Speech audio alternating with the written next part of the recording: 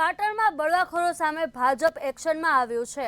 પાટણમાં બળવાખોરો સામે ભાજપે પગલાં લીધા છે। બળવાખોરો સામે ભાજપ એક્શનમાં આવ્યું છે। હારીજ એપીએમસી ચેરમેનની ચૂંટણીમાં ભાજપ વિરુદ્ધ થયેલ મતદાનનો મામલો, જેને લઈને વધુ વિગતો સામે આવી છે। પાટણ જિલ્લા ભાજપ પક્ષ દ્વારા બળવાખોરો સામે કાર્યવાહી કરવામાં આવી છે। હારીજ બીજેપીના 3 બળવાખોર આગેવાનોને સસ્પેન્ડ કરવામાં આવ્યા છે।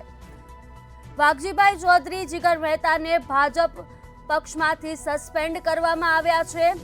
પાટણમાં આ ઘટના બની છે। ઠાકોર રમેશજીને પણ ભાજપમાંથી સસ્પેન્ડ કરવામાં આવ્યા છે। મેન્ડેટ વિરુદ્ધ પ્રવૃત્તિ કરવા બદલ પક્ષમાંથી સસ્પેન્ડ કરવામાં આવ્યા છે। પાટણ જિલ્લા મહામંત્રીએ ત્રણેયને પ્રાથમિક સભ્યમાંથી સસ્પેન્ડ કર્યા છે।